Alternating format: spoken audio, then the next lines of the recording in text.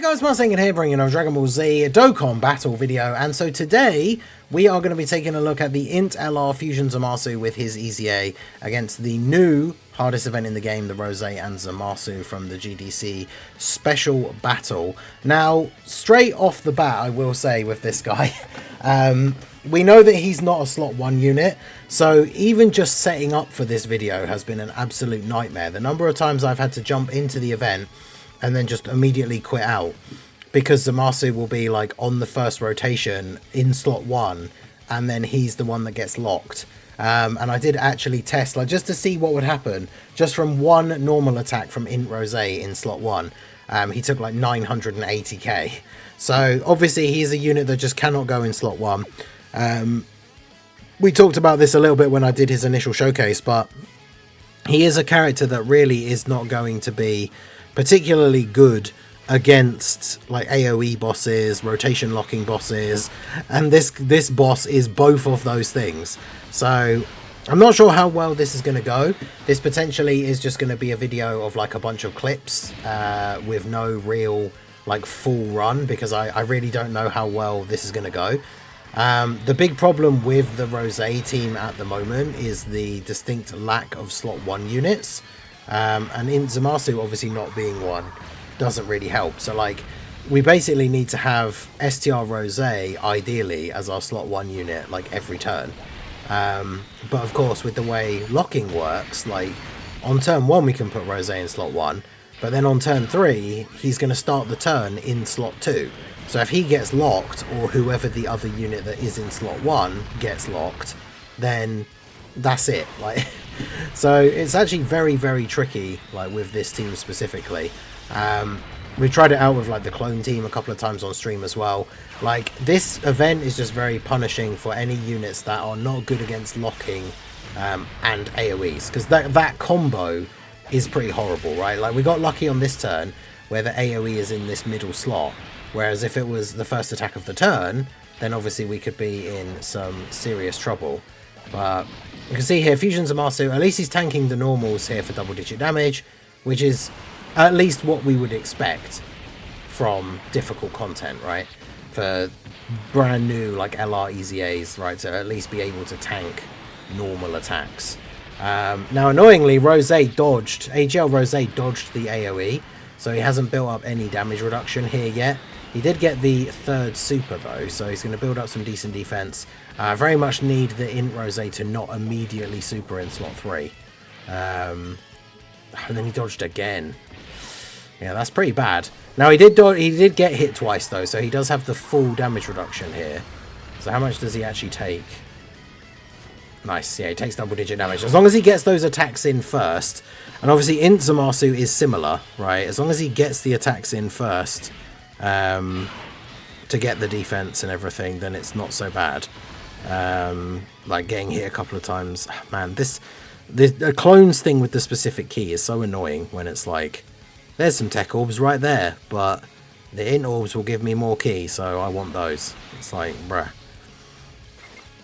I feel like they almost need to, anytime they give a character a passive where picking up a certain kind of orb gives them some sort of like massive bonus of some kind, then they should also make it so that that type of orb gives them more key, because then that gets around stuff like that, right? And like for a TUR, especially for the clones, that they all link so well that normally when you're running them on a team, they basically just all have full key anyway. So it's not like you're giving them some crazy advantage if like the clone had like +2 key per key sphere of like the same type, right? Because then it would actually prioritize the same type orbs over the other ones. But unfortunately they don't do that. So situations like that, even though there's a tech orb like right there, we can't get it. So we can't get the extra ability for the clone. Oof, yeah, see the AoE, the tech clone and the AoE not great. I mean, fortunately the tech clone is like debuffing the Rose a little bit. And then we do get the action break, which is good. Although that was from Zamasu, so okay, yeah, that stops him from healing at the end of the turn. That is actually pretty useful, to be fair. Action breaking Zamasu's heal. It's actually kind of a clutch play. A happy accident, because I didn't even realise that was the setup. But see, this is where it will be the problem for people who do care about no items, or like who are trying to do a no items challenge. I know not people don't always care like all the time, but sometimes you want to try and do challenges like that. This is where these situations become tricky. Like Zamasu being locked in slot 3 is actually not the end of the world. So like we could do this and we would be perfectly fine in terms of like, you know, well, I say not dying. Obviously, Rosé could super the physical clone or something like that. But yeah, this is where issues start to come about with these kind of characters. Now, I did bring a Senzu Bean just because the whole point of the video is to see Zamasu against these guys. And I don't want to, you know, constantly be losing and coming back out and going back in. But that is something you got to bear in mind, that if you want to use him in this event, yeah, see, we can't get guard because we can't get a physical orb. But, I mean, we could take out Zamasu this turn, potentially. But yeah, like, if you want to try doing no items, like, plus, you know, you only get one item. So, bringing a Senzu Bean just to deal with rotation locking obviously doesn't help you in terms of, like, you're not getting any extra damage reduction or anything like that. So, it's not the end of the world, but just be aware if you are trying to do a no items challenge, or if at some point in the future they add a mission for no items or something like that.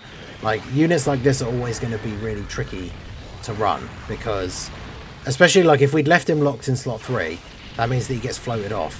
When he comes back around the next time, he would be in slot 1.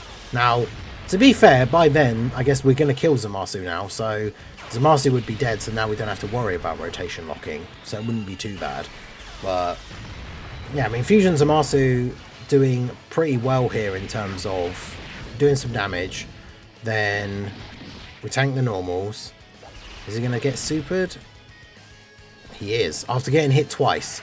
So he does have the damage reduction here. Yeah, see, 831k. Yeah, that's the problem, is like even getting hit a couple of times, like that's quite a lot of damage. Let's see if we can get in another turn where we've got Zamasu already killed. Okay, so I thought we might as well get this in here as well, because this is a turn where we've jumped back in and Zamasu was on turn 2. He's in slot 2, he's got all the support and everything, we've got the AGL Rosé, but as you can see, the AoE is in slot 1. So I think, because the AoE after hitting the first target doesn't do as much damage, but I think this probably still does, yeah, 300k. Oof. Yeah, so that's, I mean, at least it's not, at least with this team, that is like still just under half of our HP. So if everybody else on the rotation was going to be tanking everything for double digits, that would be fine. Like, that would be one thing. But then you've obviously got to remember that as well. Like, that's just the AoE. Like, Rosé and Zamasu can both super attack still as well. So with STR Rosé in slot 1, like, post super attacking, he'd be fine if he gets supered. But like Zamasu himself, we've already seen that like he can take big damage from a Rosé super, even if it's not the first attack of the turn.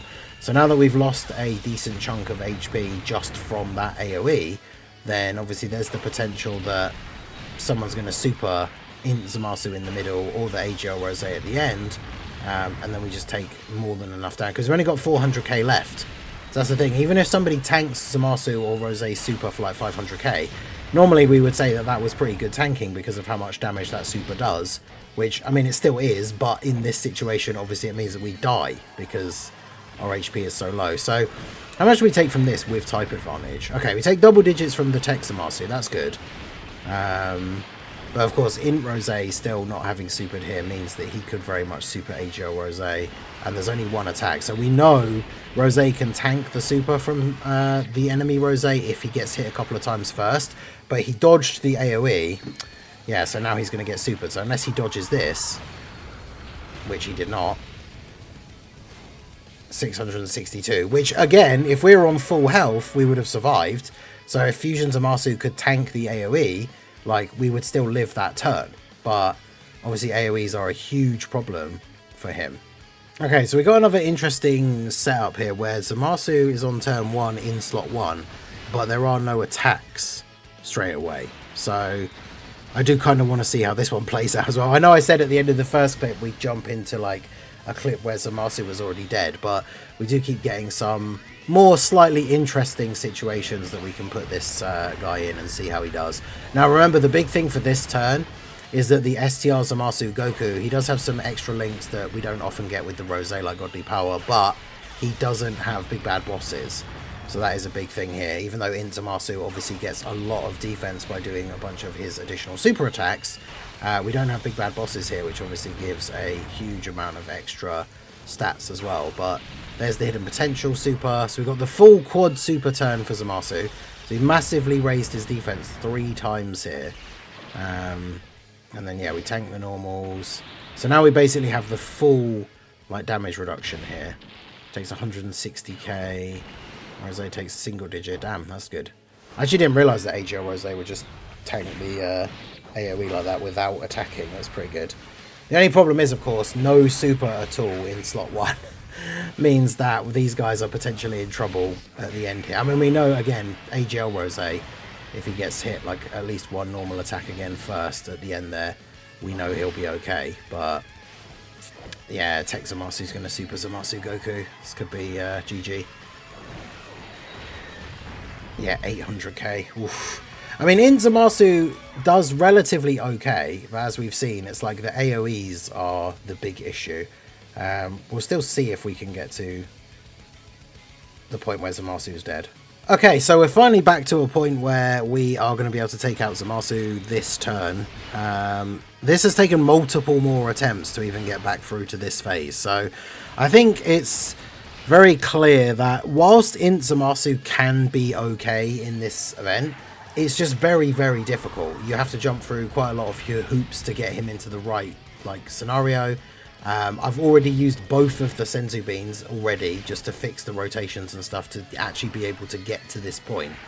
And as you can see, like, we kind of tanked the super. Well, I mean, we took 380k, but the problem is we know that Rose with his AoE is about to do potentially big damage to Zamasu. In fact, ideally we would have killed Zamasu right there, because then I think Rose immediately loses the buff that he gets for Zamasu being alive, and so then the AoE would not have done as much damage. But even on that rotation with that support from the Zamasu Goku, 600 odd k from him taking the AoE as like the first attack. So yeah, I mean, at the end of the day, this is what I said in his initial showcase, where he can be good in a lot of scenarios.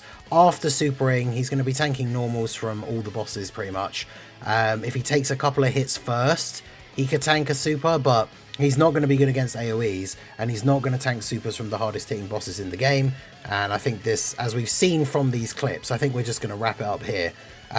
It's fairly safe to say that he is not very good for this event, unfortunately. And that just is what it is. Like, some characters aren't good in some events because of the specific mechanics.